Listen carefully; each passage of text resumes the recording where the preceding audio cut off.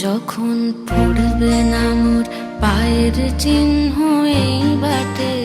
বাংলা সাহিত্য ও সংস্কৃতির এক উজ্জ্বল নক্ষত্র বিশ্বকবি রবীন্দ্রনাথ ঠাকুর। তার সৃষ্টির আলো আজও ছড়িয়ে আছে বাংলা ভাষা ও সংস্কৃতির প্রতিটি প্রান্তে।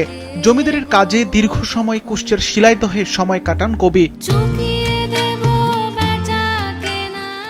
এখানেই তিনি রচনা করেন চিত্রা, চৈতালি, কাব্যগ্রন্থ, অসংখ্য কবিতা, গান, ছোট গল্প এবং ছিন্নপত্রের অধিকাংশ চিঠি।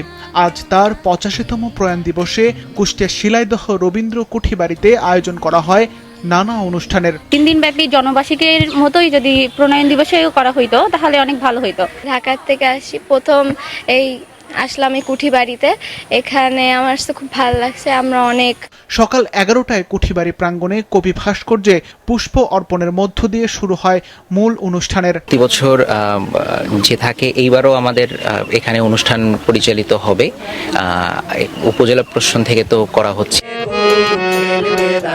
শ্রদ্ধাঞ্জলি শেষে বিভিন্ন সাংস্কৃতিক প্রতিষ্ঠানের শিল্পীরা পরিবেশন করেন রবীন্দ্রসঙ্গীত, আবৃত্তি ও নৃত্য।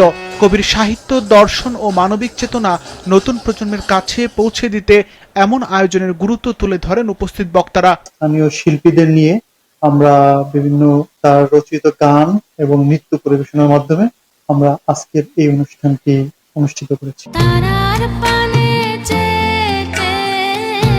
বিশ্বকবির সৃষ্টির মতোই তার আদর্শ ও মানবিক দর্শন আজও সমান প্রাসঙ্গিক। আর তাই প্রতি বছর তার প্রয়াণ দিবসে শিলাইদহ রবীন্দ্র কুঠিবাড়িতে এমন আয়োজন পরিণত হয় শ্রদ্ধা, স্মরণ এবং সাংস্কৃতিক চর্চার এক অনিন্দ্য মিলন মেলায়।